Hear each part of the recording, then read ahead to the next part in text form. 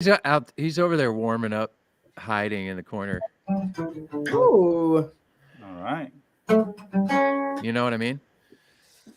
There's a bunch of people waiting. I can see him in the Are we live feed. yet? Or I mean, I know this is gonna. I mean, be we're on- live. It says we're live. There's some eyeballs on there, so we're live. Maybe. Let's do it. Lindsay, you brought the hat game back. Hack game is back. All right. Hat game is back. Your hack game is on point as always. Masaki's on the show, all the way from Japan. Hey guys. Oh man. And then Lund is nowhere to be found. So maybe we'll roll a clip, and then when he comes back, he might be here. Yes. All right, roll the clip, Gabe.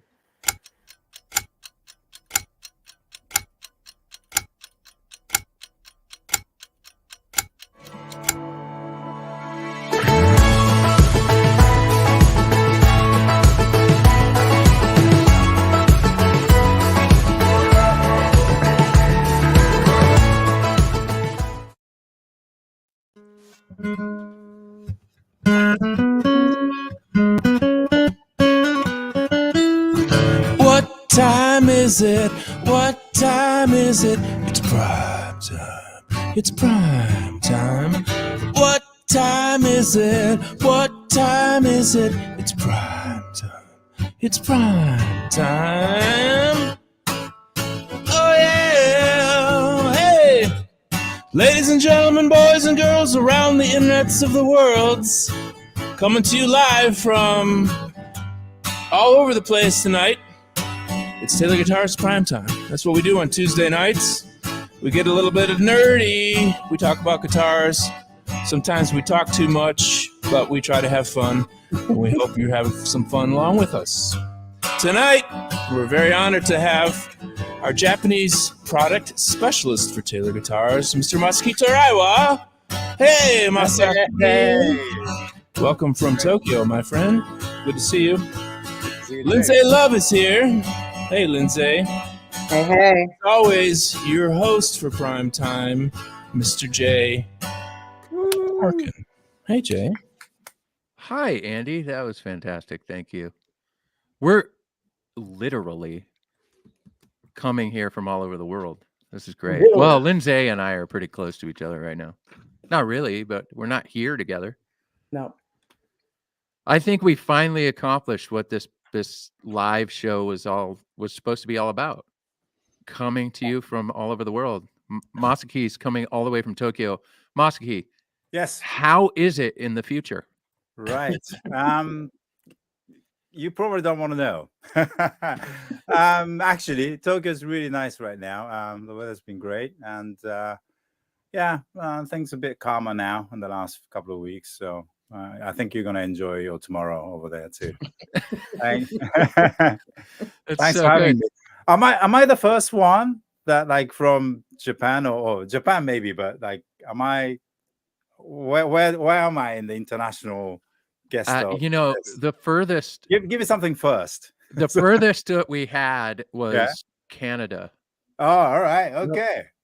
Right? I think so. I think that was it. We had Ed Robertson from Bare Naked Ladies on. He's from Canada. All right. Okay. We had a lot of people from Los Angeles. You know, that's pretty far, depending on when you leave. I mean, I don't know. Lindsay, how are you doing? How's your part of San Diego? That's rainy, Jay. Which is Raining Yeah. Jay. It's raining Jays. Raining Jays. Lund, how are you doing? I'm doing well. I mean, where are you I'm right camped now? out in the Northwoods tonight, Jay. The Yeah. North Woods. You're North still Woods. in the North Woods, and we have Still. zero clue where that is. Yep. It's north of here and woodier. True. It is woodsy area, and it is north. That's right. Oh, interesting. Thus the name. Hey, everybody in the feed, tell us where you're from. We'd love to hear from you. We got one. Right. Hey, we got a Grand Rapids shout out. Yeah. Hey, I used to live out there. Wow. Mr. Hunt from Grand DC. Rapids. That's fun. Okay. We got a Illinois in here. Post-op from thumb surgery. You can't even play, Kevin. This is. I hope you mend quickly. Hmm. Oh yes. Hey, before we go any further, Yep. if you guys are new to the show, this is a Guitar Nerd Talk show. We do talk a lot. It is a talk show, right? Podcast, if you will, where we bring guitar nerds of all kinds onto the show, and we talk about guitars, not just acoustic guitars, sometimes electric guitars. That's also fun. But before we go, often you guys know, you hear me talk about our producer. We got a producer behind the scenes. His name's Gabriel O'Brien. He's been a guest on twice, I believe, 2 times. Yeah. Once was a I Know What Love Is episode. That was where we talked about the charity song that we wrote and produced together, and with everybody on screen right here, by the way, Nice, was a yeah. part of that project, which was fun. This was And the then we first- had Gabriel on for one of our GA showdowns. I believe it was at one of our face-offs. But it was his birthday yesterday. And I thought that we could wish him a very happy birthday, Gabriel. Happy birthday. Yeah. I'm letting the whole world, there's so many people watching this right now, know that it was your birthday. So happy birthday, my friend. Yeah. Thank you for being a Thanks. part of this show. All right. I did that part. Okay. Nice. That wasn't even on the script. Anyway, amazing. Masaki Yes. Toraiwa, all the way from Tokyo. This is going to be fun. We're going to talk about Taylor Guitars Japan today. We're going to talk about nerds. He did that. I didn't even do that. See what I'm saying? He's a producer. He just thanked. Yeah. We appreciate you, Gabriel. We're going to get into this. Just before we start, let's keep the feed clean. Let's keep the nerd and guitar nerd. We don't want to have to put you in timeout. We do have an Evans question tonight, aka trivia. It's going to be good. We have a Taylor wall hanger. So if you've seen our ebony wall hangers, that's one of the prizes today. A pick tin, the Koa special limited edition pick tin, and a black or brown suede strap. So stick around and you guys might win something. Can I enter? You can't, you're not allowed to answer, but we'll get there. Masaki, so we do, the way we do this is we have some segments that we do. And one of those segments is called Hug Your Haters. This is when we get some sort of hate on the show. And we actually got some fantastic hate last week for last week's episode with Lisa Aragon, who is our web manager at Taylor. And Andy, the comment simply said, so good. Ready? Yeah. I hate this. Yeah. What? And I was like, What that they guy, mean? Like hate what? Like I don't know. you couldn't hate on Lisa. There's no Yeah. way. Couldn't hate on Lisa. There's no Oh. hate on Lisa. I don't think there was hate there. Yeah. It could have been that it was on a Tuesday. Yeah. You might hate a Tuesday. Right. Hopefully this person is watching this week's show because Masaki's actually on a Wednesday. So yeah, you can't hate the show for being on Tuesday now. So it's like a multiple day show now. So anyway, I don't know if you have any love, but I think my friend who wrote I hate this Hate this. needs a little love in their life. Okay. Would you like to hug this hater? Last week, someone watching our program simply said, "Man, I hate this. We don't know why, but the message was quite clear. The watcher was not digging any of our business. So you can hug your haters, be the best hugger you can. Yeah, it's easier to hug, do more hugging than you had planned. Hug a hater. It's a better way to be best for you, the hater, and me." Oh, that was so emo, man. That was great. Andy, what guitar are you playing? Yeah, what is that, Andy? 8027 flat top. All right. Woo! There it is. The Flamey, huh? That's the Yeah. one. Hey, Masaki, have you played one of those yet? You Or is know, it just got here, and I know it's in our AR studio right now, and I really have to go. I haven't been there yet, but I'm hearing only good things. How is it, Andy? It's The- very cool, man. It's Yeah. we talk about subtle differences a lot, but this is actually a guitar that as soon as you pick it up, you'll be like, oh, wow, this is really different. And Yeah. so it's kind of a fresh new sound. Right. It looks really good, and I dig it. I like it quite a bit, actually. I think we got two, I think, right, in Japan right now. So yeah, I'll go and check it out. Yep. Yeah, it's awesome. I hope you have a fun time when you play Yeah. it. That's for sure. All right. We're gonna do it. We brought it that last week, but Masaki is such a special guest joining us from Wednesday. So we decided we're gonna bring back the draft this week. So the draft is a game we play, Masaki, where like a sports draft, we draft things. We don't know what the draft is all about this week. We are going to put it on Gabriel's going to put it on the screen so that we can see it, and then we'll go around in a circle and draft one whatever at a time. Hey, also learned that today is I hope you saw this, National Margarita Day. National Margarita Tuesday. Oh, That's a good day to go, like one of the Mexican restaurants. How do you know that, John? Wow. Or to not hate so much, you know what I mean? It's a margarita. I gotta just enjoy your margarita. All right, here we go. Gabe, I think we should play the clip because it's so annoying. So we're gonna play the useless clip, and then Andy has a song, and then we're gonna do the draft. All right, here we go.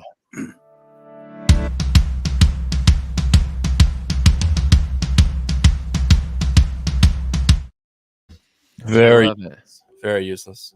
So useless. He's not even playing the. Yeah. Okay.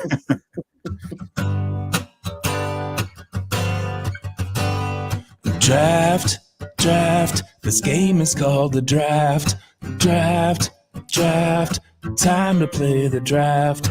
Draft time. Draft. Time to play the draft. Oh, the draft. You've got the coolest gig in Taylor, Andy. You really Right? Probably, yes. Yeah, it's so fun. So every week we don't know what's going to happen. Well, this week we got a draft. Gabriel, show us the draft, and we'll start this thing out. Maybe. Draft 1 electric guitar, 1 Taylor guitar, 1 bass guitar, and 1 drummer. One bring drummer? on tour, just a drummer. drummer. Yeah. That's great. All right. That's hilarious. And 1 Matt Steele with the switch on us. All right. That is so good. Okay. So we're going to go around in a circle one at a time. So Masaki, what is the electric?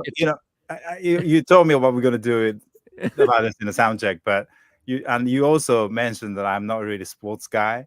And I'm just gonna admit how not I'm a sport guy is that I have really no idea what draft is. So somebody else has to start it first, and I get the gist of it. All right. So, We'll start with Andy or Lindsay. All right. Okay. You choose.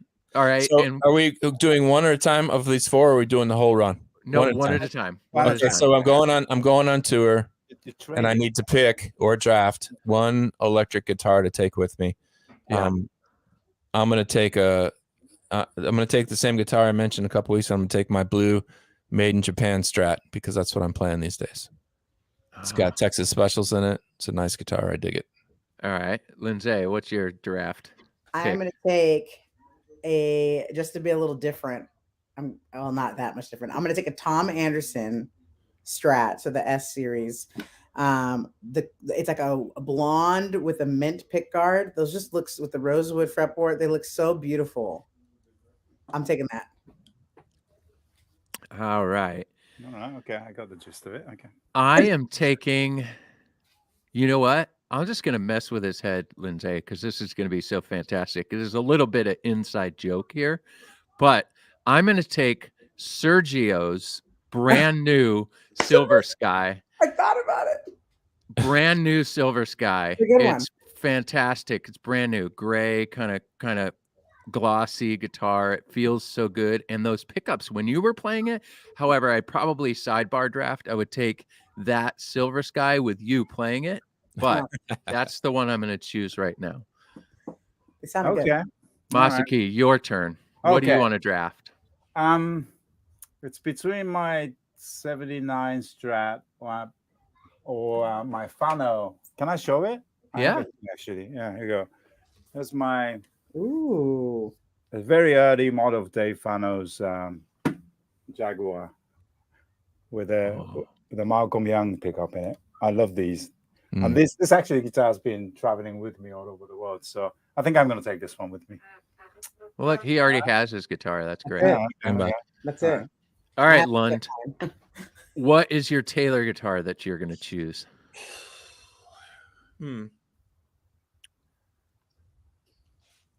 That's a hard one. Yeah, that's a tough one. I'm gonna No, Philip says nobody wants a Taylor electric. Here's the thing. I can't find him. Oh, Masaki has one. Yeah, I saw it. Yeah, okay, there it is. The Koa. nice. I'm thinking a guitar that I actually can reach out and grab quickly. So I hear you. I'm gonna take an 8022E on the road because I want to Flame put top? that guitar through its Oh, the 8022E. Yeah, got it. spring concert. Got Oh it. my! Can I ask why?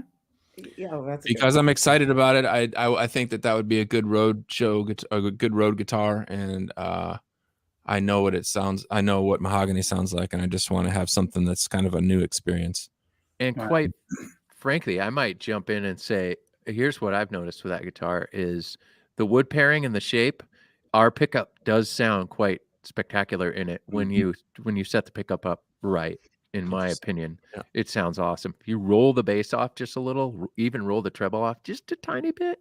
Oh, that guitar is awesome. I back you on that, Andy. All right, Thank you, Lindsay, what Taylor are you taking? I swear, Andy and me are just like we're vibing. You taking that guitar too? No, I wouldn't take that one. But what I would do is take its little baby friend, the GT mahogany, GT mahogany. So the smaller version. I haven't played that one yet, so I could be in the running, but I would take it. That one, GTE mahogany. Okay. Today I was going to take the mahogany GT, but you took it. I was not going to take the 8022. I'm taking the flame top. Right now I'm taking the flame top. It was between the 517 and the flame top. I am taking the flame top right now. looks good on you. Maki. Okay. For a couple of reasons, because I'm predominantly electric player, and also I like to do a lot of solos as well on the guitar. So I think I'm going to go with the GT, but I'm going to take the original one, the Urban Ash. Yeah, that's really, out of all the GTs, it really comes very close to what I like. So that's my choice, my pick. Nice. Yeah, that guitar is fantastic. All right, Lund, bass guitar. Totally random, by the way. Bass guitar, random bass guitar. I'm having a difficulty because my first inclination would be to pick some sort of a fretless electric bass. But I actually don't know enough about them. It's brand wise. I love the sound of fretless electric bass. Okay. Yeah. Especially in rock music. I think it's got a cool thing, but I don't know. I'm not sure. So what I'm going to do is I'm going to go back in time when Yamaha used to make a BB 5000, which was Wow. awesome 5-string bass that I remember I used to sell when I was back and had my store.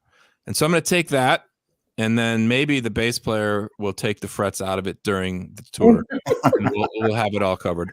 Or the bass player just tell him to do it, right? or we'll take the frets like 6 through 20 out, and then just have the frets on the low end. So we'll see what happens.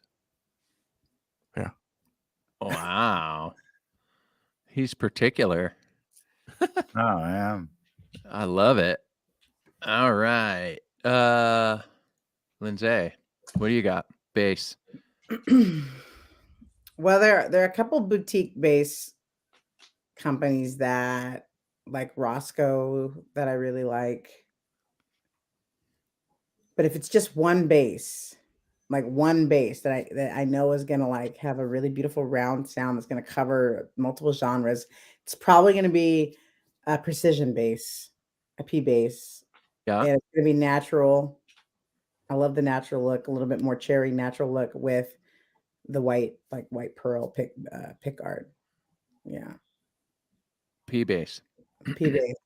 Because it's just so versatile. So Yeah, I would say P bass pretty much standard for me, but because yeah. you chose a P bass, I'm gonna go in a different direction. And you know what bass has always been pretty amazing? The Gibson Grabber. Do you remember those basses? Look, Yes. Yeah. I'm gonna go. It's kind of like that double cut Les Paul bass, but it's not. It's a little bit different. It's got the kind of like pointy headstock on it. That's what I'm gonna go with right now. Because I imagine it's me over here, so I'm playing something heavy. So there we go. I'm gonna go with a Gibson Grabber. Okay. There it is. I can't choose two, right? No. All right, okay. Because as a guitar player, I really would like to take GS Mini bass. It's really amazing bass. I'm not saying It that is. I work for Taylor, but it's so versatile in a very different way, you know, off stage, and you can actually use it on stage as well for that little acoustic setting. In fact, I think a couple of years ago when I went to NAMM show, our band from Japan played GS Mini bass on stage with the electric band, and it sounded great. So, Mhm. but the rock and roller part of me wants Rickenbacker bass, definitely. So, Yeah. and with low hang with a pick, you know, that's how I want to play. So, yeah, Yeah, I Rick- Rickenbacker. Yeah. A Ricky bass. There you Yeah. go. And then you got to put your mic way up here and sing. That's into right. it That's like right. Lemmy. Yeah. Yeah. Okay. So you actually want to be Lemmy. All right. Got this. Lund, your drummer. Who is your drummer? Wow. This is really fun. Yeah, this is a hard one. The first two that come to mind would either be Steve Gadd Wow. All right. or Josh Freese. Oh, And so I don't know what to do about that. I mean, Josh Freese. Yeah. I mean, I'm gonna go with him. I'm gonna go with Blink 182, Offspring, Nine Inch Nails, The Replacements, Paramore, Guns N' Roses, Infectious Grooves, Black Light Burns, Desert Session, Suicidal Tendencies, Devo, Viva Death, Daredevils, Yeah. Radford. Oh boy. Yeah. The Vandals, A Perfect Circle. I would go with Josh Freese. Yeah, but then look at Gadd's discography. So I anyway. know it's also insane, but That's Josh a tough Freese one. is a click track. Yep. All right, Josh You Freese. guys can't have him. He's going with me. Okay. Lindsay, who is your drummer? This is a tough one. Because let me see. Man. It's so if you don't know It's so this about- tough, right? you don't know this about me. Like I probably know drummers just as much, maybe even more than guitar players. I'm obsessed with drummers. Yeah. Always have been.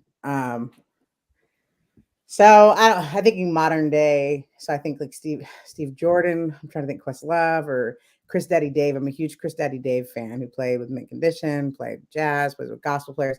Probably Chris Daddy Dave. Just because I love he's probably one of the masters of syncopation. Chris Daddy Dave. Rob. Easy drummer. Yes. So good. Steve Jordan is so pocket though. Yeah. Yeah, I mean that's John, he played with John Mary's with the Rolling Stones right now, sitting in. No, Chris Daddy Dave. All right. That's a good pick. All right, Masaki, who you got? I'm just one person for me. Clyde Stubblefield. He's the original drummer from James Brown. He's the funkiest drummer in the world. Just no question, man. That's just my. I mean, he's no longer with us, but he's definitely my. Wow. Yeah, I didn't even. Yeah, It's a wow. good pick.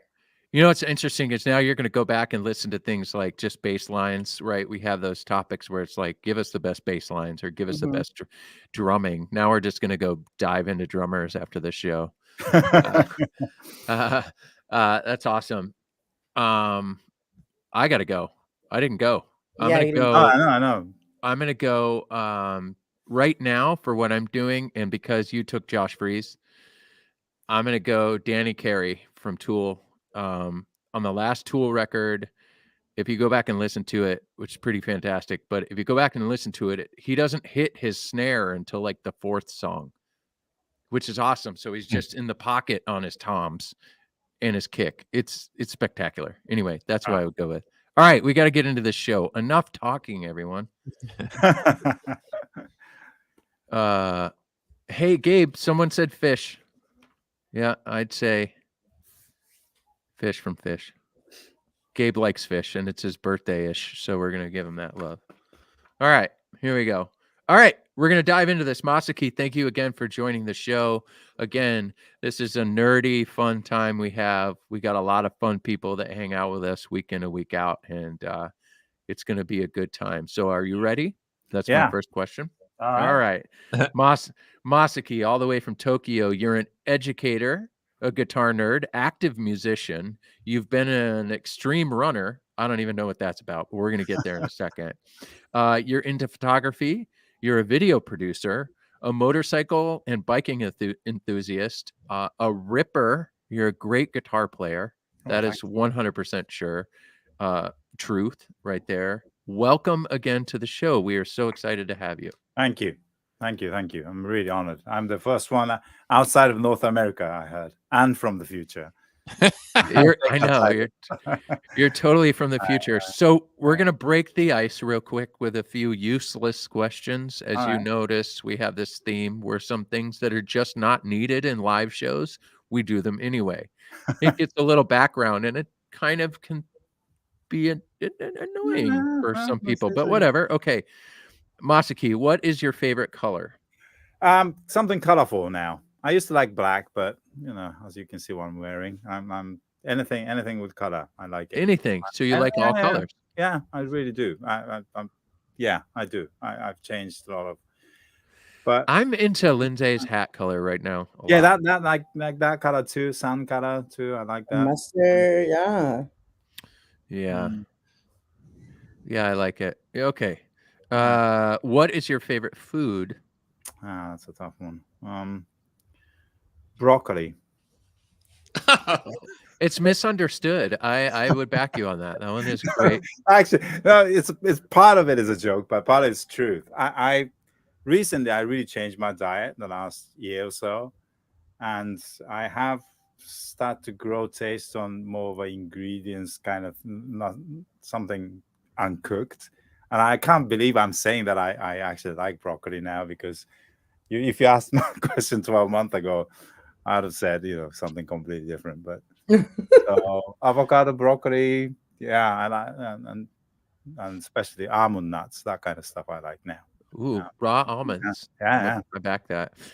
One song that you wished you would have written. Oh shit. Smoke on the Water. Oh man, That's a really good choice. You know what I mean, right.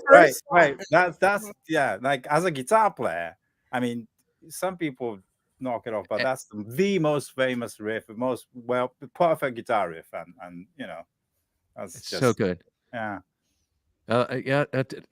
No one has said that yet. Really? Okay. There's so many firsts. First time for everything. All right. Where is the coolest place you've ever performed?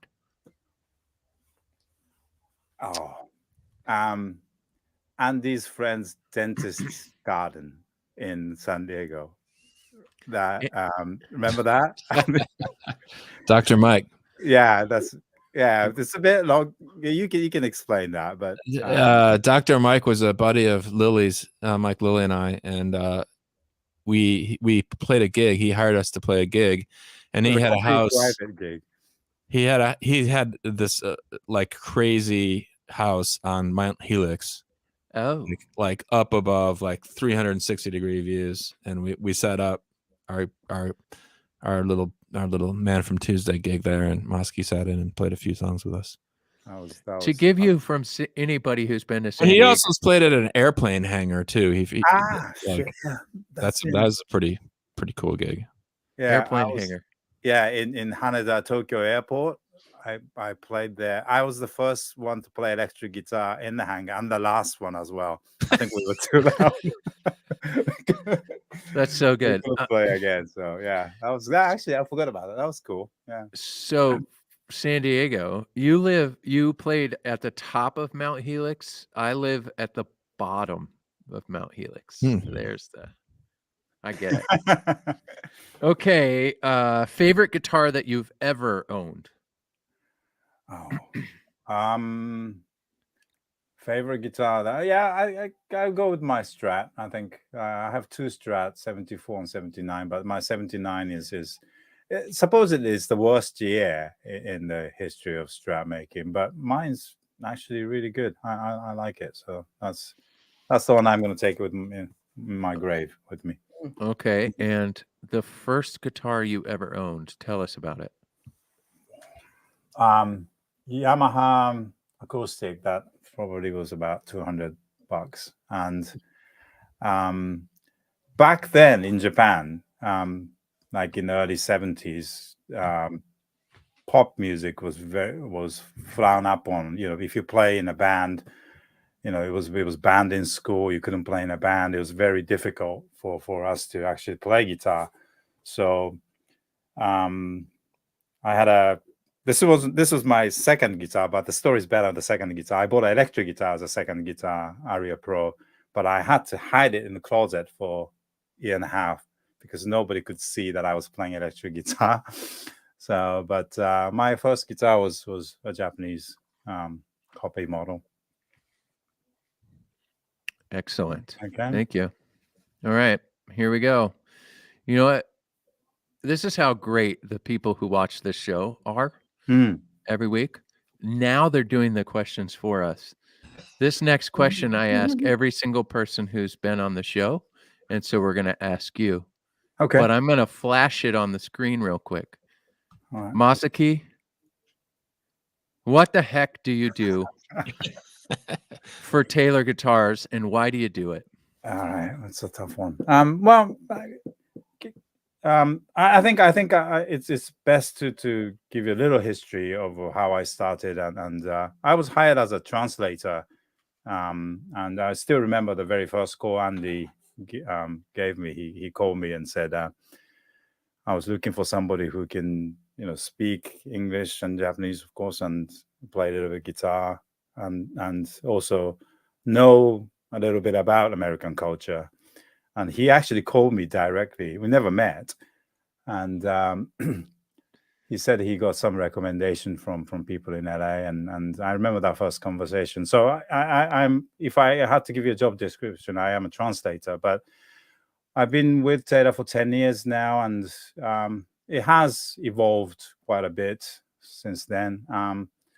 As you mentioned, Jay, I do play as a guitar player as well. So, I was privileged to given that this position because Andy said you can do the road show on your own now. I used to be translating for Andy all the time, but so now I do a lot of those live events, in Japan, all over Japan.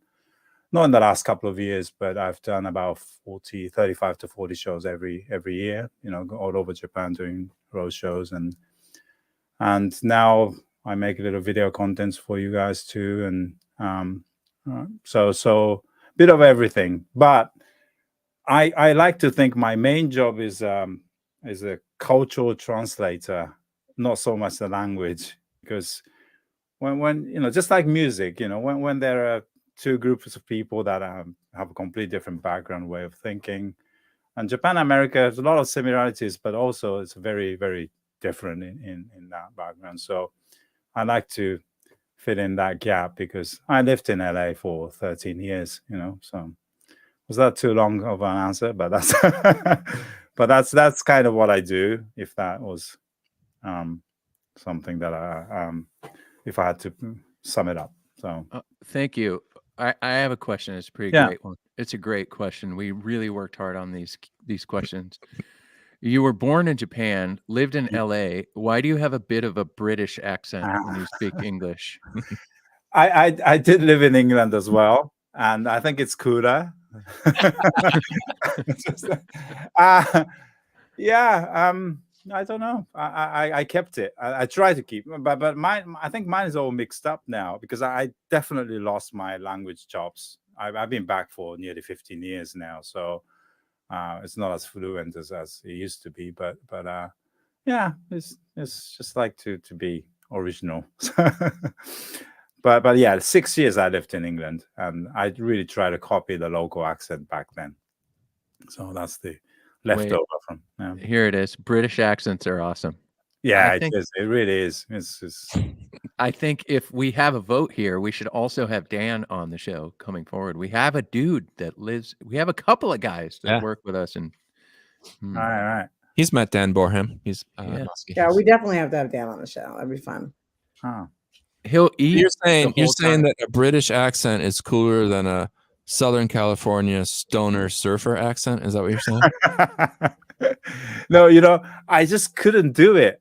When I was there, I really tried to get the local vibe, and I wanted to be the LA guy, but I just couldn't. I couldn't do it. You couldn't do it. No, I couldn't get the tone. I really just couldn't get the tone. You guys have this kind of nasal sound that comes out of your nose. That you know what I mean? I'm not. God, that didn't come out right. That was a compliment. It comes through. You don't hear it from your ear. It comes through your. I don't know what you're talking about. Sorry. Are you making it taking worse. the 110 to the 10 to the 5? Well, to dude, the that's a whole other 405 thing, right? We're talking about like where in California, South. what side of Southern California, like what groups you hang out. I mean, because yeah, you got the Valley Girls that like Right. yeah. There's a Frank Zappa song, "The Vertigo." That was Yeah. that was It my sounds like very they're always swallowing something like right. ah, You don't. That's right, okay. Lindsay. You don't have it, but there's that sound that I really. Oh man. There's a debate. There's a debate in the chat over here about people who don't have. Okay. Don't First off, have I just accents. saw that in the chat. Michigan, let me tell y'all something. I lived there for 3 years, and y'all have some serious It's a weird- accents. That is just. I have It's- great friends that I talk to, and it's like I can't even do it. I can't even. It's like, oh, I Oi, wish I was oi. doing Yeah, there's a lot of weirds with the OIs. the Oi, O's. oi, It's the O's. yeah, like Oh, high school oh, is not high school, it's high school. oh, yeah, Yeah, there's some ois and some weirdness. Yeah, and then oh, yes, yes. look what this show's become. All right, I got more questions. You spent a long time in LA teaching. What were you teaching, and why were you teaching it?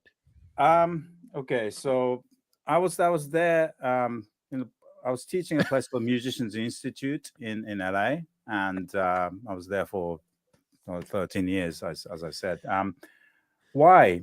Because I really couldn't make it as a player, like a lot of people. I started out, trying to play music and trying to make a living just doing that, but I wasn't really. But that was the initial reason I started to teach. I got an assistant gig as a teacher's assistant there. My first gig was as a teacher was I was playing guitar in Joe Porcaro's drum class, and that was my first. I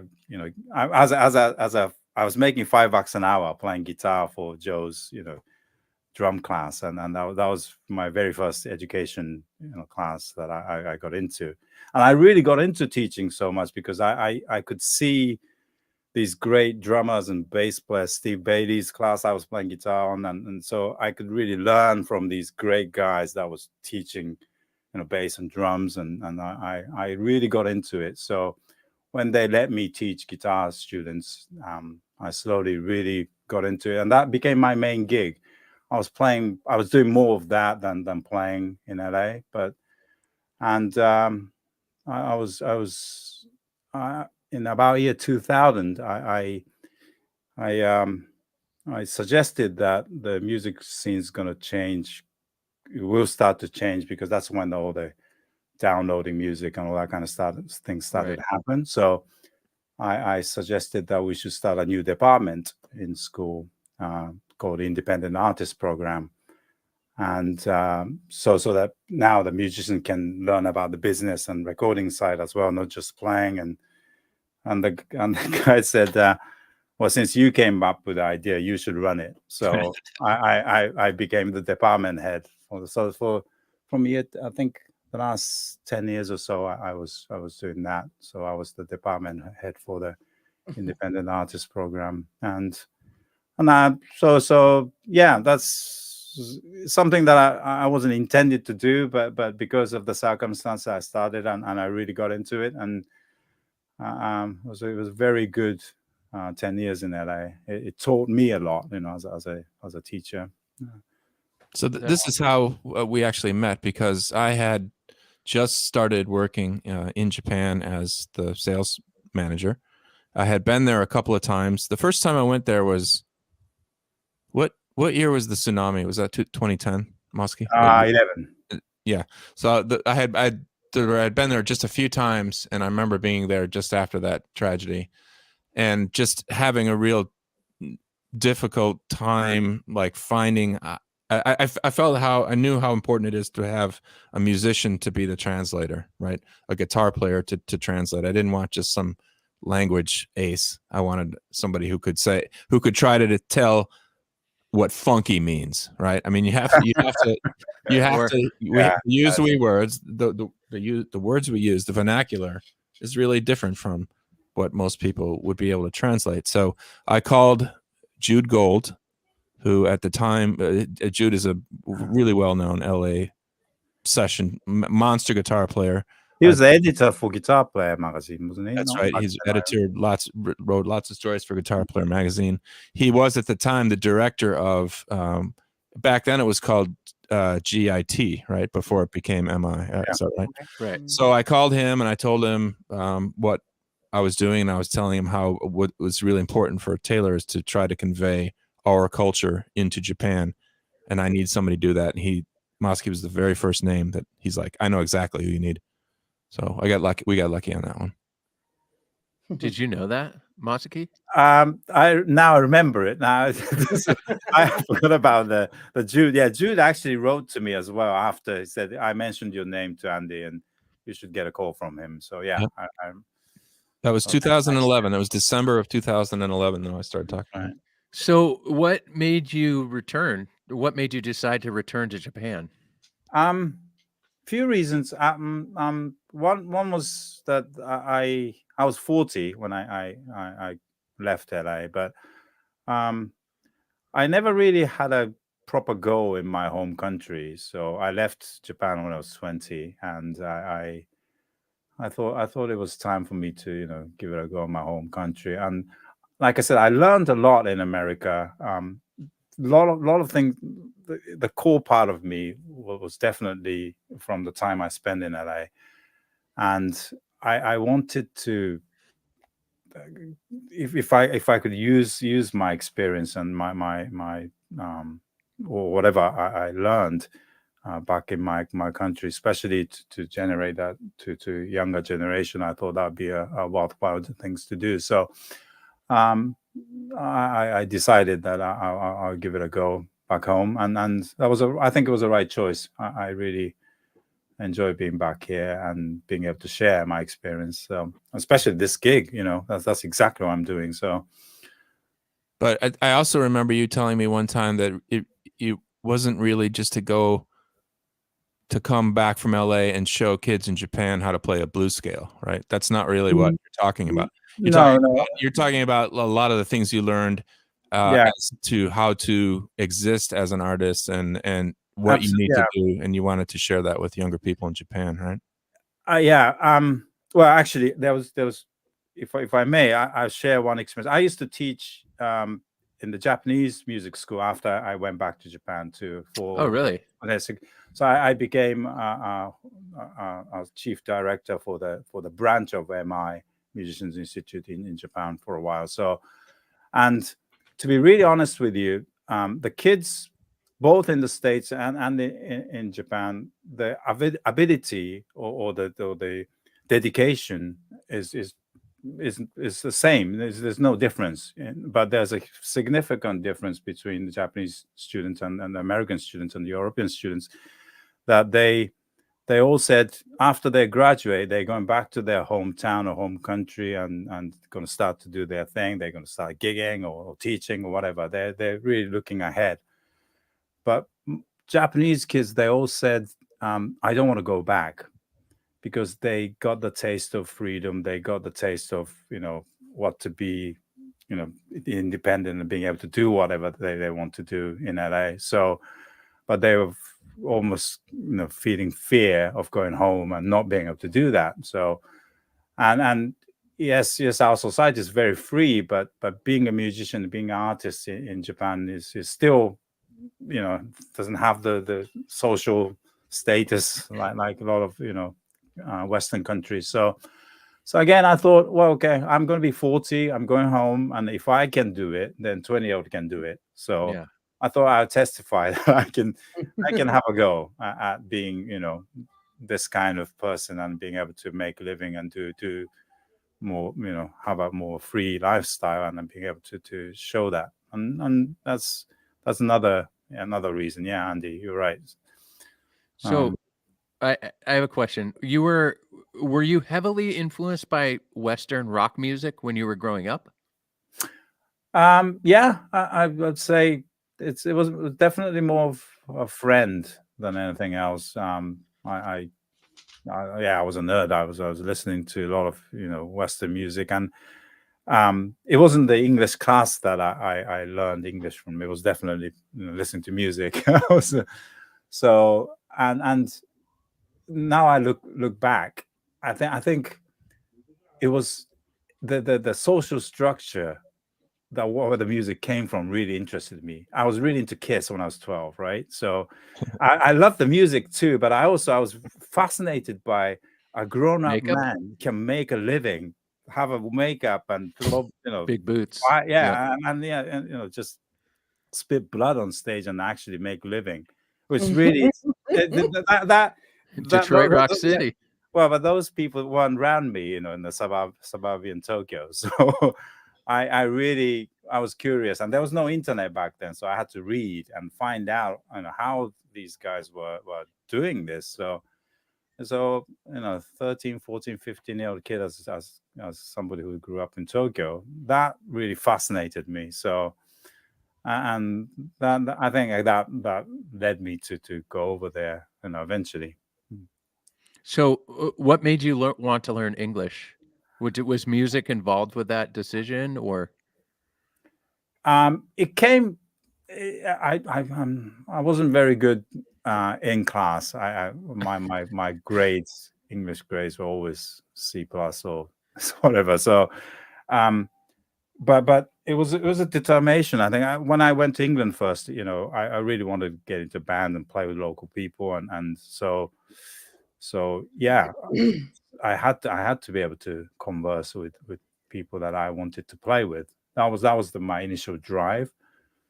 But it wasn't in a classroom. I went to pubs and got drunk with people, and that's really the way to do it, but yeah, I also recommend that to everybody. If you had to learn one language, English is the one, because it is a very, very common language that you can converse with everybody in the world. And music, being able to play guitar and being able to speak English, so that's those two things. It's interesting, you say that, because I have my family in Europe. I have family in Belgium and in the Netherlands, and I was just there, and I was talking to my cousins because they all speak. I mean, honestly, it's amazing. They all speak like 3-4 languages. Right, in America, we're like, oh, learn English, just one. But like, Nope.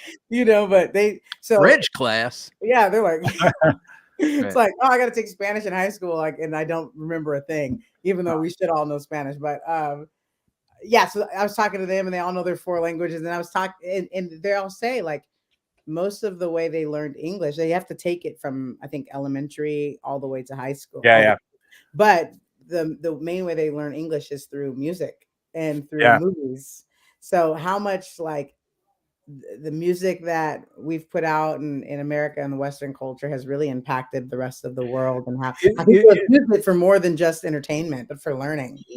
Absolutely, Lindsay. I think you just hit the impact of popular culture that came out of America. It has it's not just a commercial success. It really has penetrated, you know, a lot of things, good things that because music lovers are music lovers, you know, guitar players are guitar players that I can literally go all over the world and I have you just don't have any confrontation, you know. Can I share one really good story? Because this is one of my top 3 experience I had in the States. When I was teaching at MI, one of my students, American students from Philly, asked me to drive across the country after he graduated, because you know he needed a partner to drive in 4 days or something, you know. So I never done it, so I thought it was a great opportunity to see the country. So I traveled with the guy, and I think it was about 3rd day. We were Arkansas somewhere, and this was really middle of nowhere, and we were really tired after driving 16 hours or so. And we've noticed that every motel we stop, they said there's no room. And you know, because I was in the passenger drive, and I was the one that was doing, and I soon realized that there's only like 4 cars in the motel, but you know, they basically didn't want me there. So my student was a white guy, and he said, I'll go, but he had a very strong East Coast accent, so he was having a very tough time as well. So I said, wow, you know, this is actually happening. So anyway, we ended up with a little nice motel in a small town, and I was very tired, but I was very hungry and thirsty, and as we were driving into this motel, we saw a little bar that's right next to the motel. One of those things that I only saw in movies, that with a half-sized door that opens this, you know, it comes back, and everybody's cowboy hats and everything. So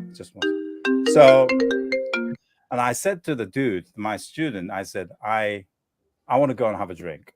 And he literally stopped me like this. Said, are you fucking sorry, are you crazy? Beep. So sorry. Because you know what happened just now, right? We were turned down from 3 motels, and but no, let's just go, let's hang. So I insisted he would come with me. So we walked in. This, you know, we banged the door just like in the movie, and then this was literally, there's no exaggeration. This whole place was like quiet for like second and a half. That's just the whole went silent, right? And we were minding our own business. We were drinking beer in the corner of a bar. Everybody's looking at us a little bit, but we're just ignoring us completely. But there was a band that was playing, and they're playing, you know, country music and a little bit of bluesy country music as well. So as I was drinking like 3rd beer, 4th beer, I got a little drunk, and I said, I'm gonna go and sit in. And again, my student stops me like this. It's no way. So there was after the first break, I went and talked to the guitar player. So I'm just traveling through from LA, and I want to sit in. And I really couldn't understand the accent. Going back to the accent. Yeah, the singer was saying something, but I really couldn't understand anything. So the guitar player or the bass player was translating it for me. So they have a little band meeting, and they said, okay, you can come up in the second half, and they come and play a couple of songs in the first 2 songs of the second show. So I did, and I did all the tricks I learned in the States. I played behind my head and everything. And the beer was free after that. It was music. It was amazing. Everybody became friends. Then somebody took us home afterwards, fed us. It was fantastic. So Music, music transcends, man. Yeah. I mean, it's the universal language for sure. We all get along when we hear melody and we hear a beat and then we hear the hook. Yeah, I love it. That's so great. I got a couple more questions and then Yeah. we're gonna actually show some playing. We're gonna show some clips from some emerging artists you've been working with, like 3 or Yeah. 4 minutes of content. And then we'll move to some questions. You've gotten some questions over here in the feed, so we'll Okay, get great. through those. Couple more questions though. Is there a difference between the way a Japanese person approaches playing guitar and someone from the United States may approach it? Huh. As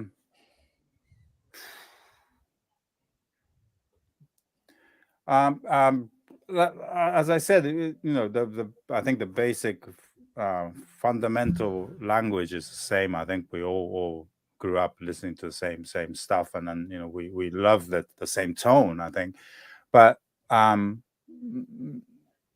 like I said, playing guitar fundamentally for us is a foreign culture. Still, I think there's a lot of the admiration for the Western culture. So I think we approach it from more of an outsider point of view in general.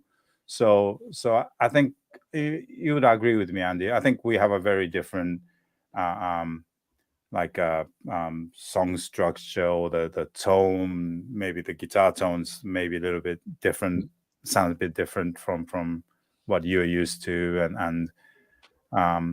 but you also have to know the history. Japan was the very first Asian country that accepted the Western music as our own.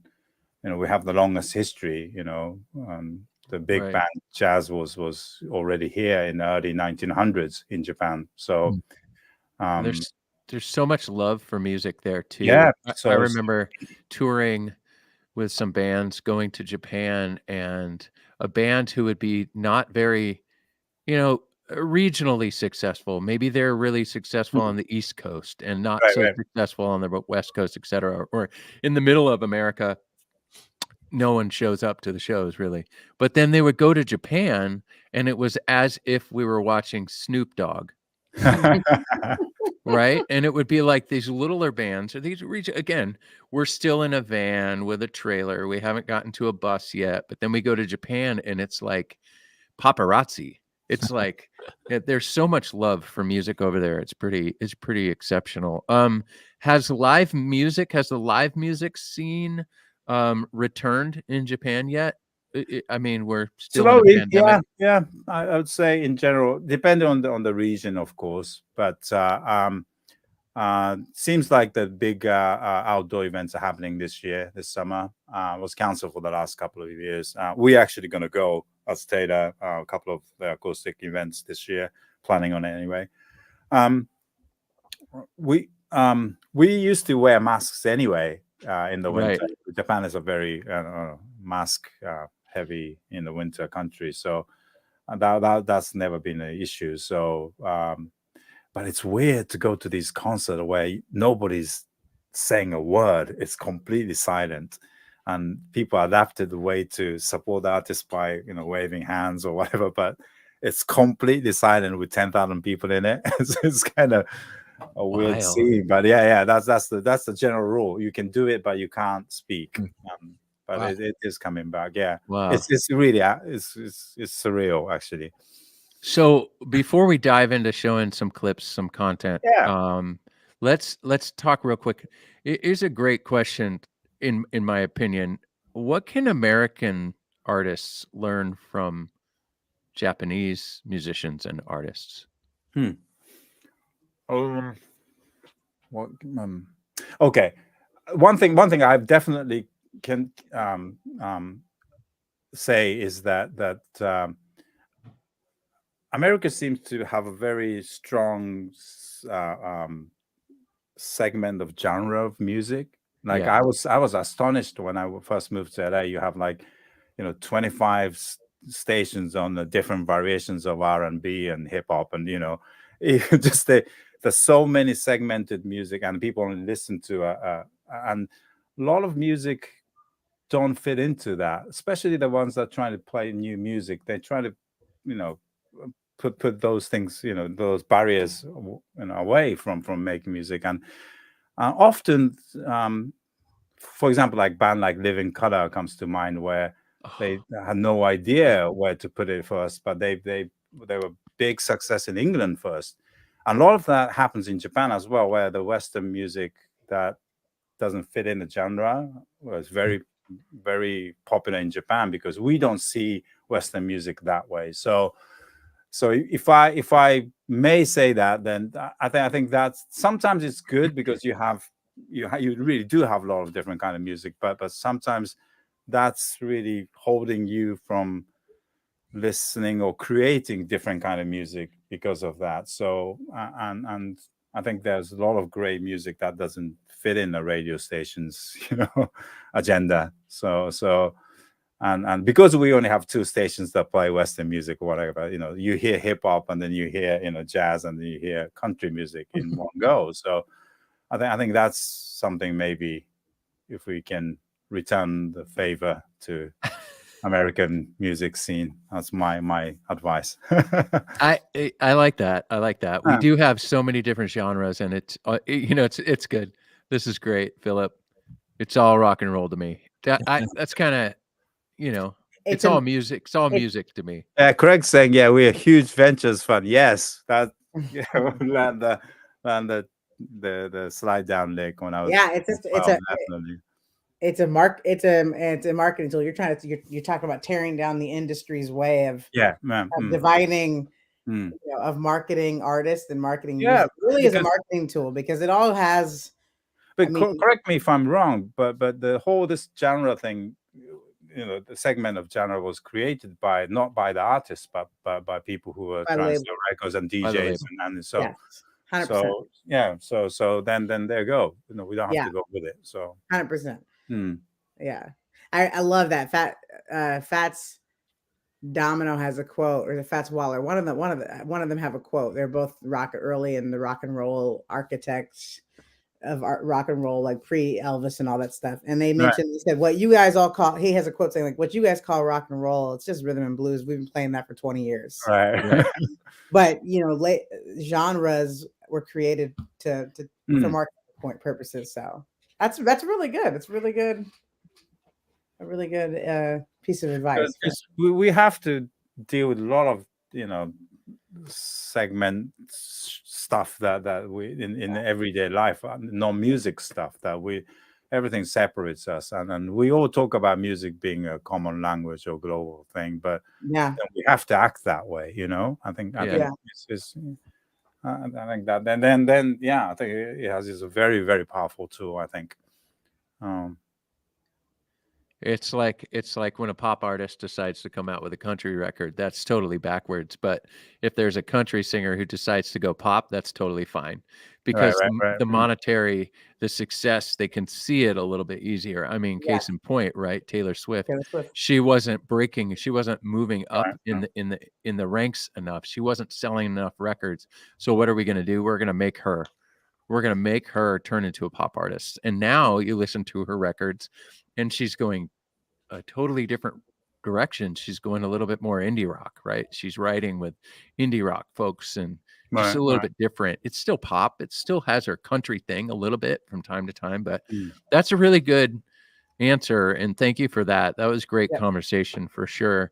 Let's get into some of this. Let's get into some playing. So we got some emerging artists that you just worked with, and Andy, we took about 1.5 minutes or a minute from each segment. So these are longer clips, guys. Everybody watching in the feed, than we usually show, like 20-second clips. But it just made sense to go a little longer with these performances. So here's what we'll do: is we'll play. Gabriel has all the control. Gabe, we'll play "Believe" first. And then we'll talk about the session. What's that, Andy? So let me just set this up really quickly. So sure, go ahead. As Jay, you and Lindsay both know, working with artists, it's difficult to get artists to cooperate with you. We never have enough money to do it. It's always a struggle, right? It's a big struggle. So same thing happened.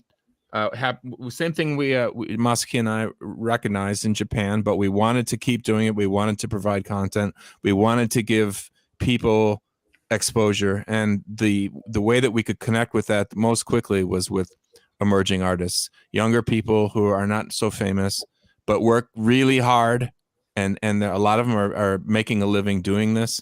And so we started, this is our 4th year of producing. We wanted to bring the live back into performance, and every time we've done our little production, there are always live takes.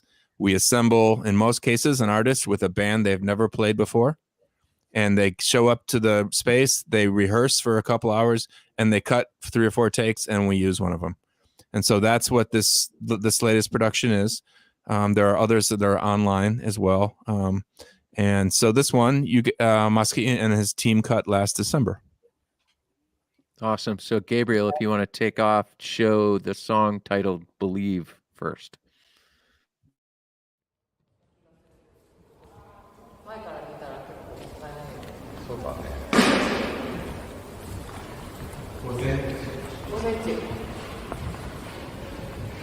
Believe.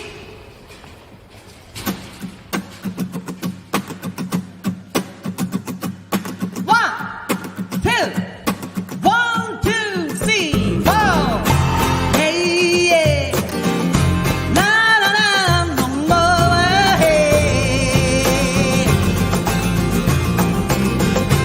Ooh, oh, oh. No, no, no, no, no, no, no.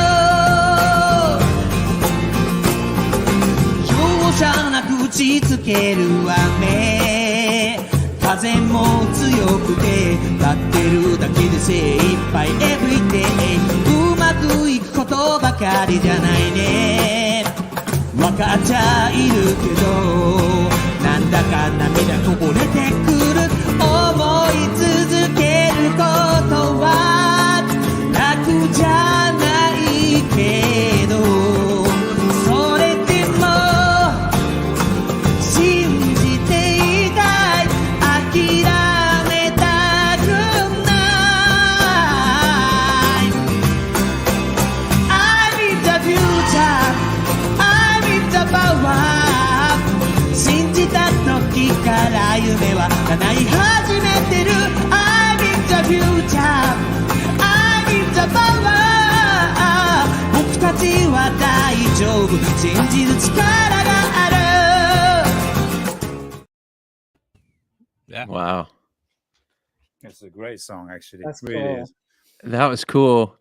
Gabriel and I are all stoked on the camera work. It's fun to see handheld shots. And when you pull back Mhm. wide and show the whole Mhm. venue, that was pretty killer. Wow, Mhm. that was cool. So who was that? And yeah, Uh, tell us who that was. Yeah, let me give you a little background. Like Andy said, we've been doing this for 4 years now, and this year we had this was an amazing privilege that we actually shot in a museum of University of Tokyo. Tokyo University of Arts, which is national university that's the top arts university in Japan. And we used the very historical building, and I had a gig shooting video for them this summer, and it was a completely different thing, but when I walked into that museum, I thought, no, I want to get musicians in here. This sounds amazing. So yeah, I just asked, and it was a miracle that the 2 days that we were going to shoot, it was available, so they let us use it, and the artwork was students' work that they're studying there. So it was a collaboration between Taylor artists and the young university students that were making those tapestries. So and Yamada-san is one of the Taylor artists that we have about 80 plus connections with Taylor artists all over Japan now. In the last 6-7 years, we've been contacting these young students, young artists that's been using Taylor guitar. And this was like Andy, you said, we didn't have a budget, and that was one of the reasons. But one of the main reasons that we started to approach these younger artists is because we heard the story from Bob and Kurt that, when you guys started out in Taylor, you didn't have any money, and the guitar was always in the spotlight. It was an artist, and also said, even Taylor Swift bought her first Taylor when she was 11. You guys didn't give out Taylor guitar to Taylor, so we said, oh, we do the same in Japan. We're trying to find somebody who already owns a Taylor and playing Taylor. So we approached one by one, literally, DMing on Twitter, calling them. And a lot of the young artists will ignore us because they didn't believe us. So right, one by one, we got it. And then Yamada-san is one of the artists that we got in touch about 2 years ago now. And he's really into gospel music, as you can probably tell from his music, and amazing voice. He was a pop young, when he was young, he was a pop singer, but he decided to quit that and became a singer-songwriter. And he does a lot of road shows for us. So very, very, very supportive of Taylor brand. Here's a great question by Roger. What was the translation of that song? Sounds great. Oh, it's about about the future. He's talking about the future. Oh, it's about you. Yeah, well, yeah, you exactly. So, yeah, how great the whole and the respect for people, and it's a definite gospel song. Yeah, awesome. Yeah. All right, let's go to the next song. The next song is, I know there's translation of this, but right now the title of the song is Turnaround Monster. Okay. So we'll go with that, Gabe. Okay. 力が抜けた体にパッションな刺激が走る止まらない欲バストローク鳴らせ鍵鳴らせバサイレンできるだけやって足に笑いましょう変われないのしょうがないよモンスター一生ついて回れ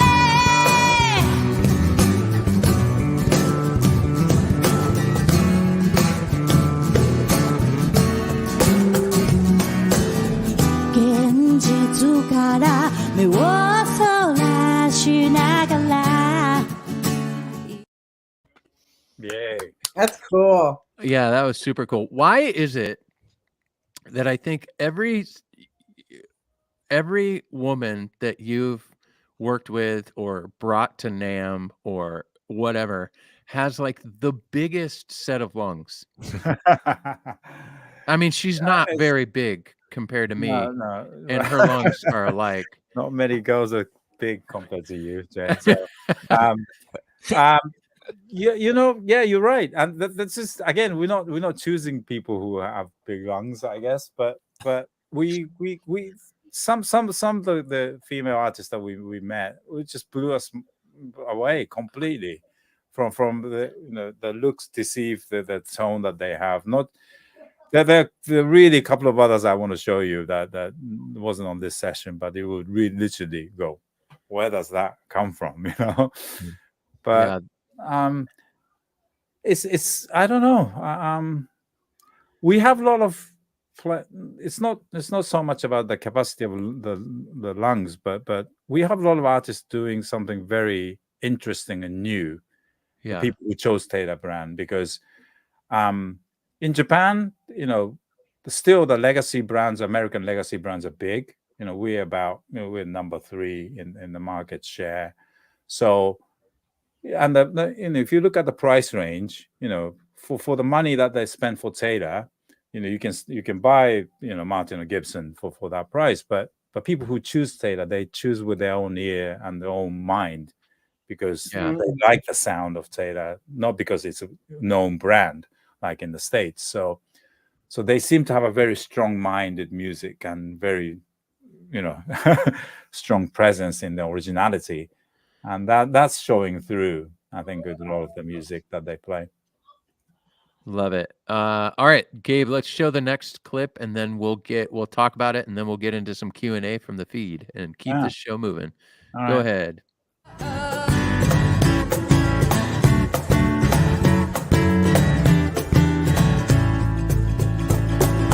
才能はないでも称賛されたいけどどうしようもないほど勇気がないから堂々と悠々と徐々に淡々と歩いてみたいのさ誰かに言われたままに動くなんてナンセンスだ磨いて磨いて輝いてけんほら時間を無駄にしてんじゃねえ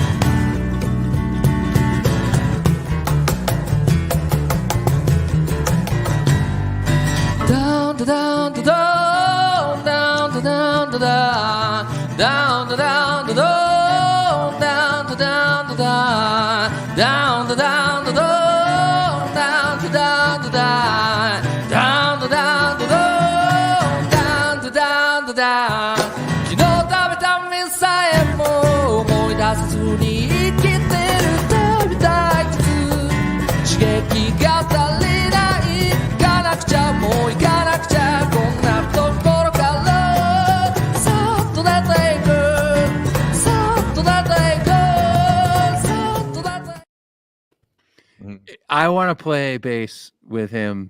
Yes, that. I want to fly First there. off, that bass player is rich. He's so shout good. out to Masashi. He's been in our house band for the longest. He's been there's two Emmy and Masa is two guys. Yeah, that, the cajon player is ripping too. She's good. Right? They've been on the session from the beginning, from 5 years ago, and idea is to play with our house band. So they rehearsed a couple of hours before the shoot, and they just go for it. And do they send their tracks ahead of time? Do these artists have? The bass player and the cajon players are prepared, but they get together in the morning and they go through a little rehearsal and just go for it.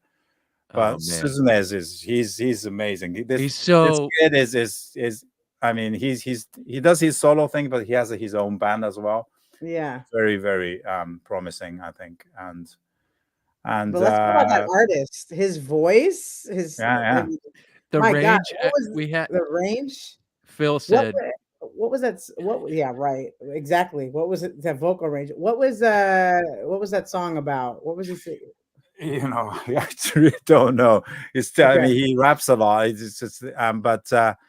He's one of those younger guys that sings very he talks about life in a more very dry way. He has it's definitely more alternative young way of looking at life. And what I loved about all three is you could hear the versatile, the genre diversity in what they were playing. Like I was saying, influence, a little bit of gospel influence, a little bit of rock, a little bit of rhythm and blues, and it's like the sound that there's a lot of artists here in America that still do that, but they're just not as appreciated. If they can't, like what you said was perfect. If they can't be fit into the box, they don't get a lot of elevation. Whereas it seems like Japan and other places, they celebrate that like you can't put us in a box. It's beautiful.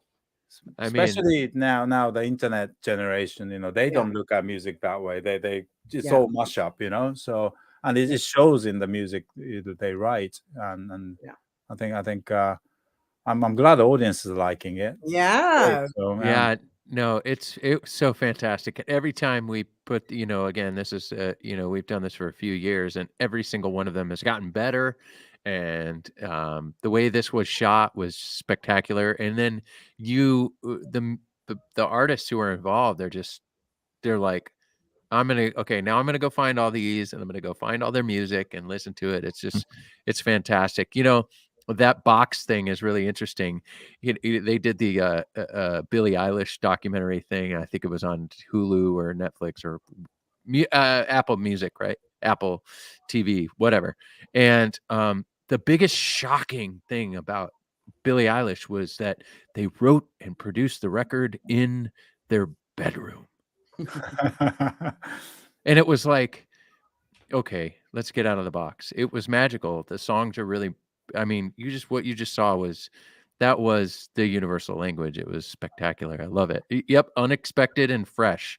That's a great way to say it right there. A couple of questions I better answer. The full version of music will start to be released on the Taylor Japan YouTube site starting this week. There are 6 songs. There are 2 songs from each artist, and we'll be starting to show this every week. And Andy, you're saying that probably it might be on the stage side as well. Yep. One of the songs, that'd be great. And so and just on behalf of all the artists, they're really, really appreciative that you guys shown this on a global scale. And thank you very much. It really means a lot to them that we are supporting, their, the future career this way. And I think they really, really appreciate Taylor's support because, we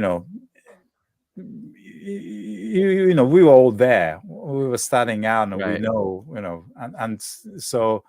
It's just mind blowing that the guitar manufacturer that the guitars that they're playing is approaching and supporting. So we're really glad that we can do this.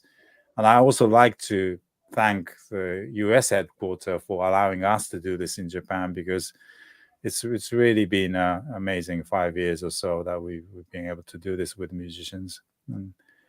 Yeah, we missed it in 2020, right? Like, we didn't get the opportunity for the last couple of years. I'm glad you got to do it this year.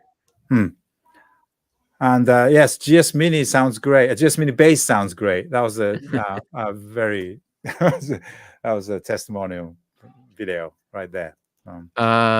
So Gabe, how about we do this? If you want to throw a handful of questions, I know there was a humidity or a care question up there a little bit that we can tackle that as well. But if you want to select some questions, we'll go through a few questions, then move on to Lindsay's question, 2 minutes of sports, and Evan's cue. In the US, there are lots of older guitarists, 60 plus years old. Is that the same in Japan, or is it mostly younger people? That is a great question, Philip. Yeah. Yes, and it's not 60 plus; it's like 80 plus. Well, I'm joking, My mom. yeah. But we definitely have a grow age. Our population is getting older and older. So we have a same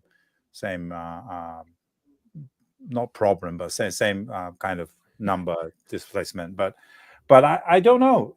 When Bob Taylor was here in Japan, his impression was that there are a lot of young players that are playing guitar in Japan, especially female young guitar players that he noticed. Maybe it was specifically to Taylor guitars, because we do actually have a lot of female guitar players that are playing Taylor brand. But I don't know. I think in terms of actual numbers, I think we have the same issue in Japan. Mom, it's never too late. You and I can go to Japan and you can buy your first Taylor. Yeah. We got this. All right, Masaki. I'm curious, what's your favorite song to play on guitar? Smoke on the Water. I don't know. I have video of him doing karaoke version of Smoke on the Water. Oh, please don't. I was very very scared that you might wrong. No, we only show weird old videos of Aaron Dablow and Tim Godwin. No, I would never do that to you. He was he was definitely owning it, though. This was at NAMM at a party at NAMM. Yeah, Smoke on the Water. I'm an improviser. I'm in a jam band, so that's my favorite kind of playing. I like to improvise. So not a specific song, but one time it's a mistake, 2 times it's jazz. I exactly. get it. That's exactly my philosophy. Gabe, give us another question, please. Hi, I have a question. Oh, here it is. Okay. Oscar, let's do this. I have a GS Mini, but the neck is very crazy. No.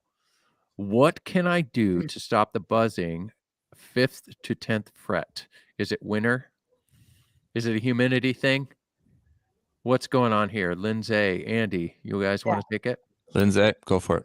I mean, it's hard to say if it's a humidity thing because we don't have the guitar in front of us. We don't know exactly. It sounds like it could be a dry guitar that maybe the angles come up on. It's in the winter section. Yeah, when this happens most. So that because he's saying that it sounds like it could be a dry guitar. And the angle's been kicked up. If he has sharp, if he has sharp fret ends or any other tell signs, we have a good resource on our website. I don't know, Jay, you would know, and even a YouTube link where they talk about the signs of dry or wet guitars. That would be good to look at because you can go through those signs. Like, okay, is the center seam starting to split? Are the fret ends sharp? Is the angle high? Are more strings buzzing? It sounds like you have a few of those symptoms. So, other than that, it could be just your truss rod needs to be, backed off a little bit. It could be a couple things. So, the best advice would be take it to your local music store, your tech repair shop, and have them just kind of take a peek at it. Another thing that Oscar can do really quickly is to just go buy a digital hygrometer. Yeah. And set it right next to wherever the guitar is in the room, or put it, if the guitar is in a case, put the hygrometer inside the case, and in 24 hours, you'll know exactly what the humidity level is. And if it's below 35%, you have a problem because it's the winter. Yeah. Right. And on our website, there is a service tech finder. You can go there. If you look on dealers, you can search on a dealer. There's all the way to, if you look at our main navigation and go all the way to the right, it says dealers. You can click on that and you can find a service tech near you. So there's that. I also dropped a blog on humidity and other humidity tips in the comments section. So maybe that's helpful. Yeah, someone told him his guitar needs a neck reset, which is possible. Yep. It could have creeped up for a lot of reasons. So all the things we just said. Easy to do. We can get that sorted. And if you need to send us an email at primetime@taylorguitars.com, we can help point you in the right direction. Yeah. All right, Gabe, you got any more questions? Would you comment on the instrumental scene in Japan and the musical genres that dominate? Great question, Craig. You mean popular instruments? You mean? And the music scene genre, I guess, but in the instrumental scene in Japan, non-vocal. Non-vocal. Ah, okay. Okay, I see. Non-vocal. Is there a lot of it? There seems to be a heavy classical. It's pretty classical dominant, isn't it? There's a healthy scene of classical music for sure. But I guess you're talking about more jazz fusion type music, right? I'm talking about.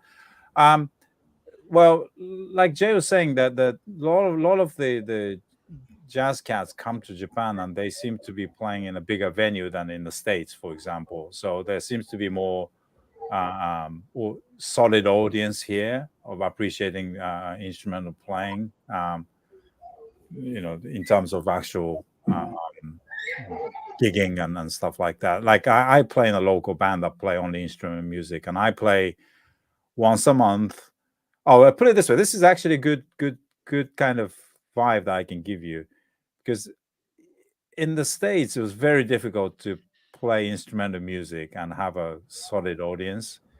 And I play in a unless band. You're Kenny G. Right. Well, yeah, exactly. So, but I play in a band that I have like a mini Kenny G type audience. I play completely instrumental, not Kenny G type thing, but even no melody, just completely improvisational kind of band.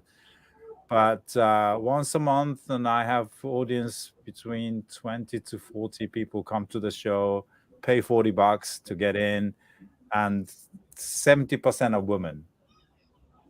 Sounds good. Yeah, exactly. So, and that's a good kind of definitely vibe, less yeah, smelly. that didn't happen in LA. Put it that way. So that's pretty impressive. All right, Gabriel, got any more questions? Masaki, is it easier to sing and or write in English or Japanese? Ooh, great question. Personally, me? Oh, okay. Sing. I don't really sing, so that I don't know. You sing with that shredding, though. So there's no language there, but writing. Actually, writing wise, I can do both. I think I'm 50-50. I think maybe Japanese, a little bit more Japanese, but speaking definitely. Japanese is my native tongue for sure. Singing, I'll give it a go and let you guys know. Smoke on the water. Right. So certainly, smoke on the water wasn't very good. So. All right, Gabe. Let's do 2 more questions, and then we'll move on to Lindsay's question. What artists have influenced you the most? Awesome question. I was hoping you'd post that. All right. God, that's Andy Lund. No. No? no. Andy was a big influence. Not in terms of music, because we really because we haven't really played that much together. But we're working on a recording project right now, one of them, and but he's. I'm not saying this because he's right with me right now, but he's been an amazing boss actually for the last 10 years. And he's been a life influence for me because, again, the reason I went back to the States was because I really wanted to feed back what I learned in the States. But for the last 10 years, because Andy comes over and remind me of why I came back, and he would, show me how things are done in the States and how things are done in Taylor. And it's always been a strong supporter of what I do. So thank you. And that's more than any single guitar player. So that influenced me for the last 10 years. And Richie Blackmore for sure. That's yeah. Me and Richie. All right. Yeah. Richie Blackmore. Yeah. I'll take that. All right, Gabe. One more. Are Taylor guitars harder to come by in Japan relative to the USA? I don't think so. I think we have a very, very good distributor in Japan. Yamano's been working with us for 10 years, and I think there are certainly a little bit of time differences. That the new model doesn't come in as quickly as the United States, maybe, but I think we have all the ranges that you can get in the States, and a very good network of dealers, stores in Japan.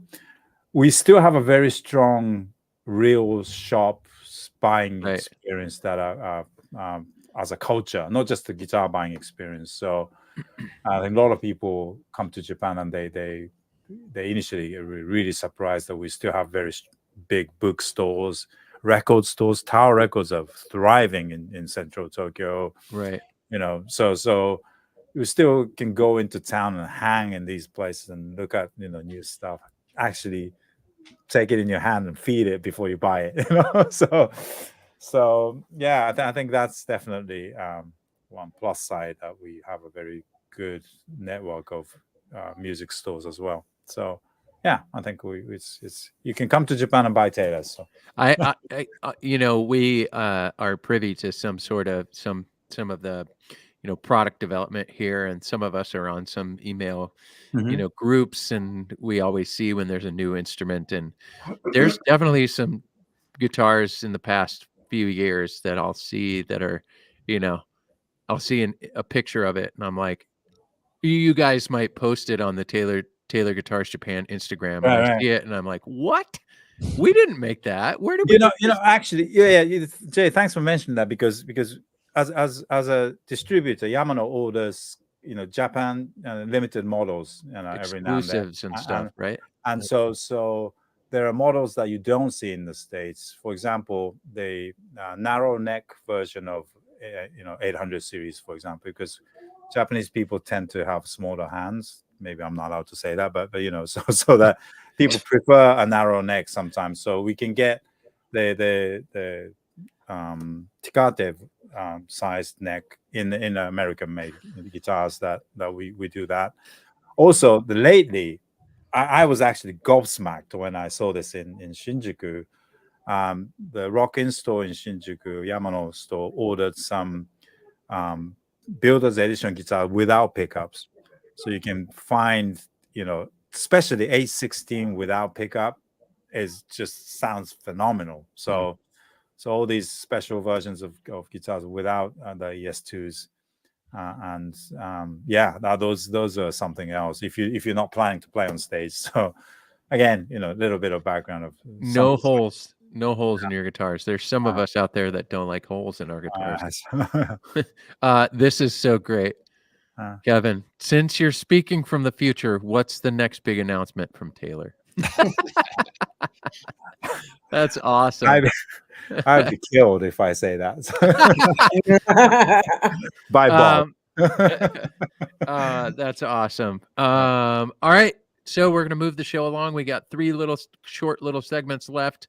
The next segment is one of our favorite parts of the show. It's called Lindsay's Question. She asked you a question that may not be about guitars. We don't know. Andy, do you have a song?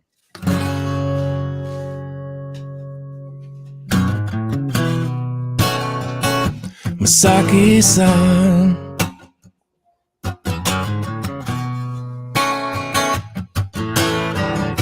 she might stump you, Masaki-san.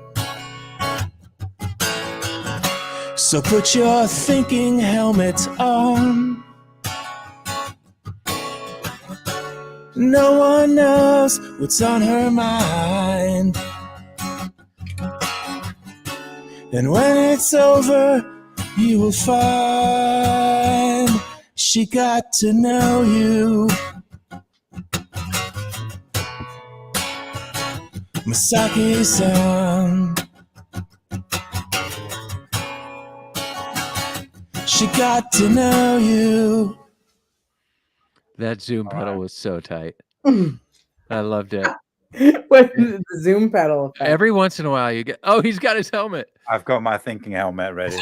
Oh, wow. All right, Lindsay, take it away. I hope I don't have to use it. Go ahead. Okay. Let's see. Let's think of something. What's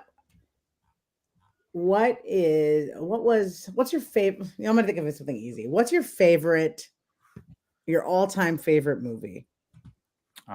That's easy, actually. That's very easy. Train Spotting. Have you seen that? Oh, really?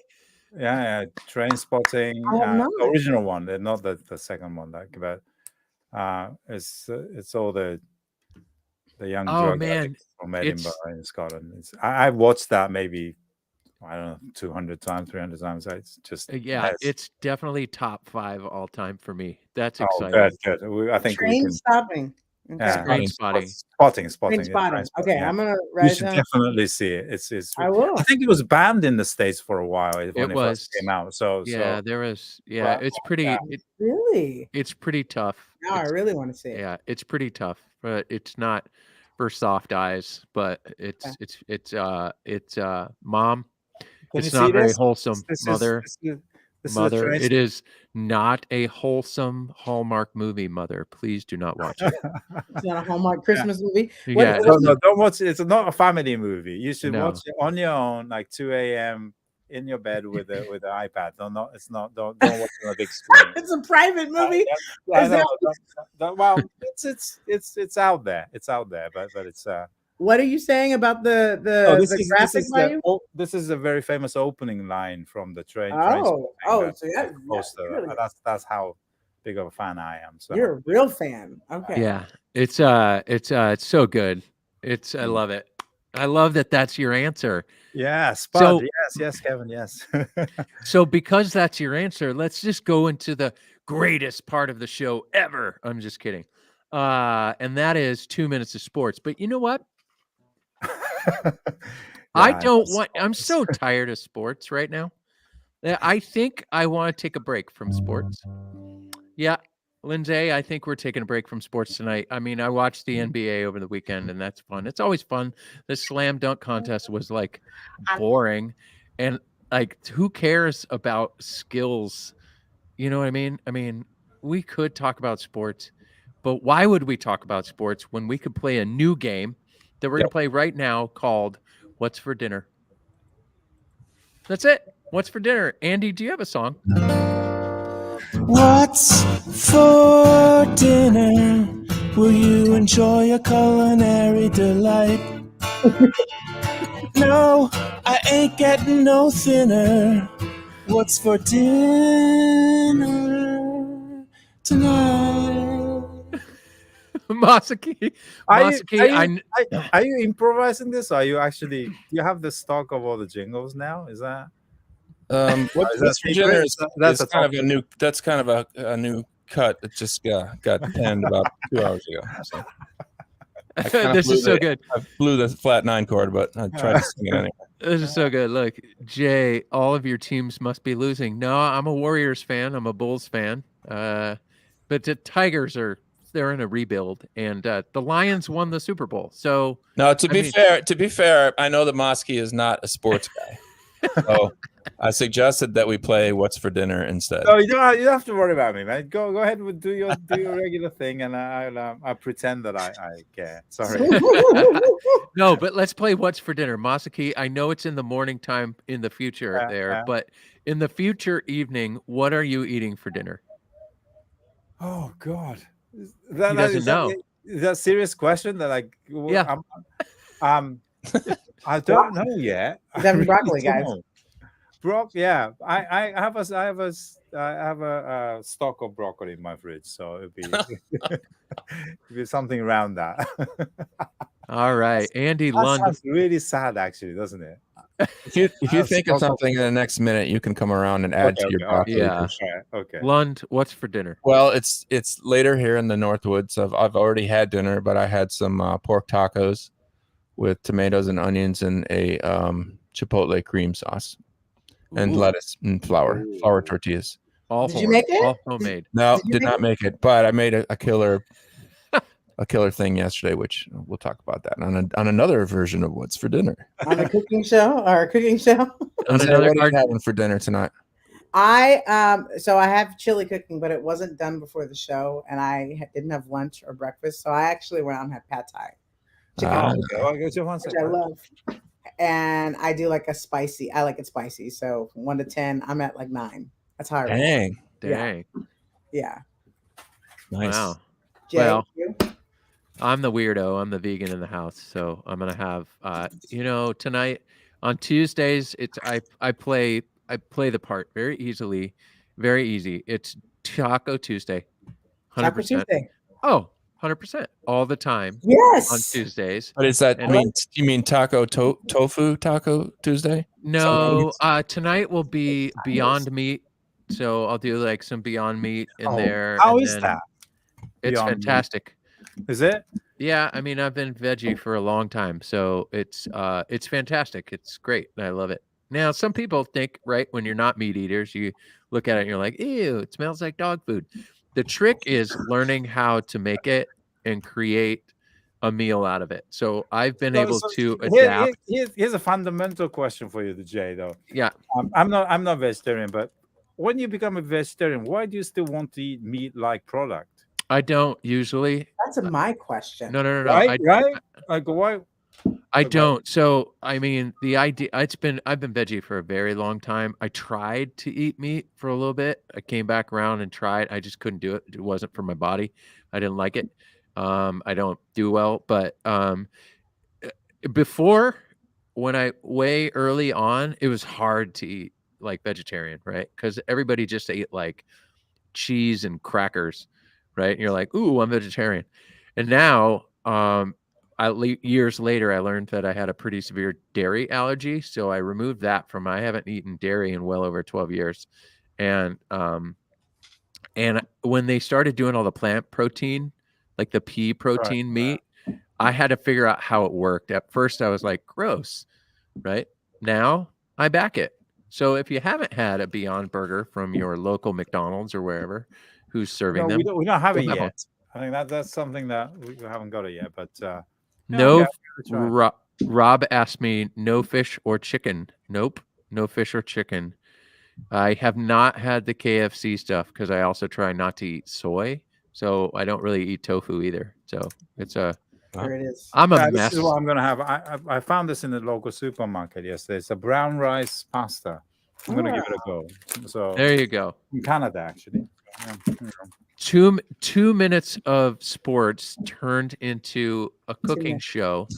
So this is a good time to tell you guys the About future Stella of primetime is now a cooking show. Oh, I thought you were going to say this is a good time to tell yeah, you alone. Oh, yeah. Okay, let me rewind. I'm trying to do great. the marketing thing. We are Okay. marketing, Jay. This is a good time to tell you Bob Taylor does have another company called Stella Falone, named after Stella and Falone from our Krilikam ebony mill in Cameroon, West Africa. We make kitchen wood crafts, right? Cutting boards, tongs.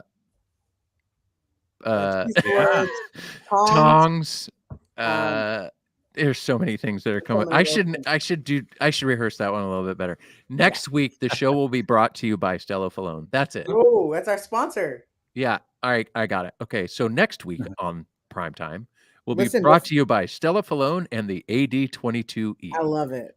Okay. Listen, before we end, we didn't even acknowledge the fact that today is a once in a lifetime day. It's Tuesday and he's on Wednesday.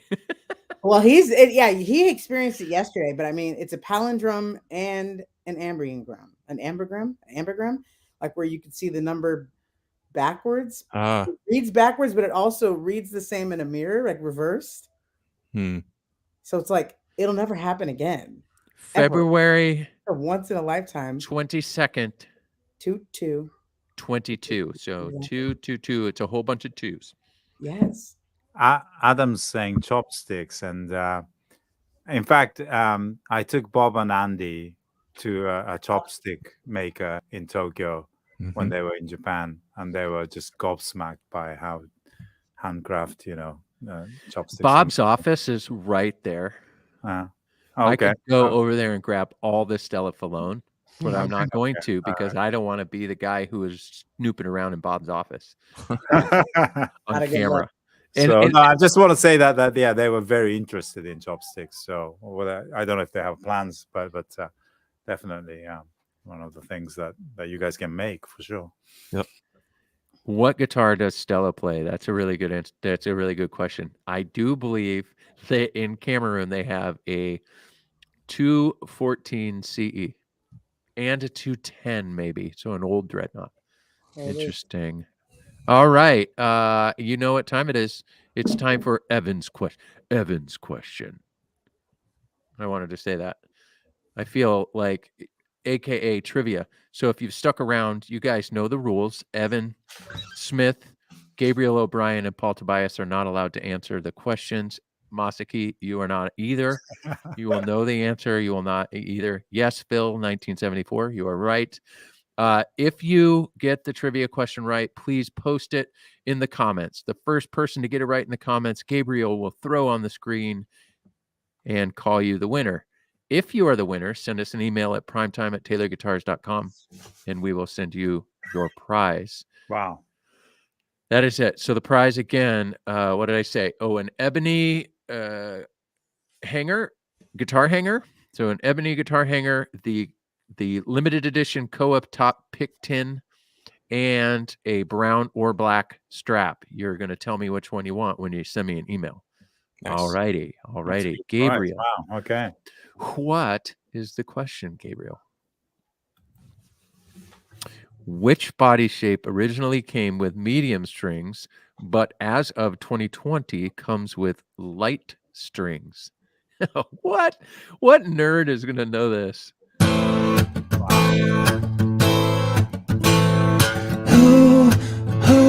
Who can answer Evan's cue? You, maybe it is you. Paul and Gabe won't answer, even if they knew. Who will answer Evan's cue? I see Eric. Yeah, Eric. Yeah. Hey, Eric Chang wins again. Wow. Zach Baker was close. Hey, Eric. Hey, Evan. I think what we're going to do, we should create a speed round where both of them come onto the show with us and we ask them questions. How's that? Wow, that was fast. Okay, wow. Man, these guys know way more than we do. And we thank you for knowing way more than we do. All right, ladies and gentlemen, thank you so much. Thank you, Masaki, for coming to us Thank you. Thanks for having me. It was fun. Thank you. all the way from the future. It is always great to see you. We do miss seeing you in person and can't wait to see you again. Hopefully you're coming over for NAMM this year. That Yeah. would be spectacular. Lindsay, as always, it's great to see you. Andy Lund from the North Woods, thank you so much for everything you do and the songs you entertain us with. We appreciate them. Gabriel O'Brien, happy birthday. Belated once again. Thank you very much. And to everybody in the feed who come here every single week, truly, our low budget guitar nerd talk show couldn't do this without you. So we appreciate you very much. Thank you, thank you, thank you. We agree. This was a great show. Andy, you want to play us out? See you next week. Was it? What was it? It was prime time. It was prime time. What the heck was it? Well, that was prime time. Masaki came from the future to talk on a Tuesday night. Why do you like broccoli? His 79 Strat treats him right. He had to hide a guitar in a closet for a year. He worked on his British accent. Listening to Kiss helped to make things clear. To follow a life of music on a Tuesday. Thank you, everybody. Thanks for watching Primetime. We'll See you next week. On Primetime. See ya.